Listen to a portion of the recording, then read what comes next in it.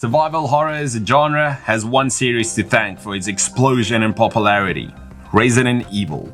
Despite a few titles going a bit off the rails by trading creepy scary for, the series returned to its roots, and then some with Resident Evil 7, a more claustrophobic experience filled with jump scares and horrors of a new caliber. Resident Evil 7 was a clear, partially burnt message that survival horror is still alive.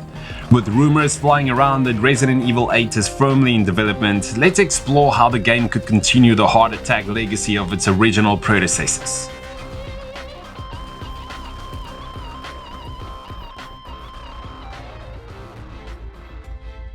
One underappreciated aspect of Resident Evil 7 was the videotape vignettes, which transported you into the shoes of another character for brief bursts of gameplay. This allowed us to experience brief breaks from the regular gameplay, which felt both refreshing and unique. More of these would surely give developers more space to add more gameplay elements that feel less characteristics of the base experience for players to enjoy. They don't all need to be mandatory for beating the game. Resident Evil 2 is one of the hallmark titles of this pedigree survival horror series. The key aspect that makes it so great are the two characters, Leon and Claire. Resident Evil 8 could add more replay value as well as deeper story exploration by including two separate playthroughs with multiple characters. We know that Ethan survived the events of Resident Evil 7, and if Mia were to canonically be considered having lived as well, then those are two compelling characters to use for the next game. Resident Evil 7 wasn't just one of the best games of 2017, it was also the best VR games of 2017. In fact, it's probably one of the top 3 VR games at the moment, considering it's a whole proper gaming experience that translates brilliantly into a headset. The floating hands take away from the immersion, but the gameplay is still smooth and, dare we say, a bit better. Not to mention how much scarier everything feels when you're actually in the shoes of your game's protagonist. Taking the VR aspect a step further by solving a few UI issues and making the disembodied visual hands less cartoony would potentially make Resident Evil 8 a standout VR game. While Ethan is rumored to be in Resident Evil 8, the door is still open for a few underused characters to make a return from past titles.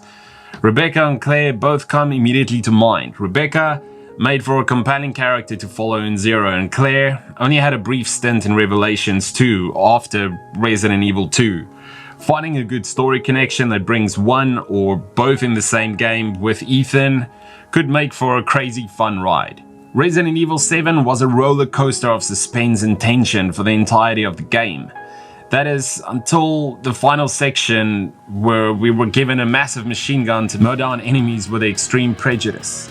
This effectively killed the survival horror vibe the rest of the game executed so flawlessly. Past Resident Evil games had that final mission and bosses that were non-stop tension from start to finish, and that should definitely be the case with Resident Evil 8.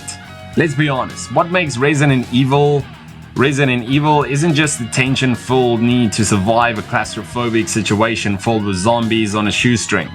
It's also doing all of that while trying to solve vague puzzles. Resident Evil 7 did have its fair share of head scratches, but they were not nearly as compelling as past titles.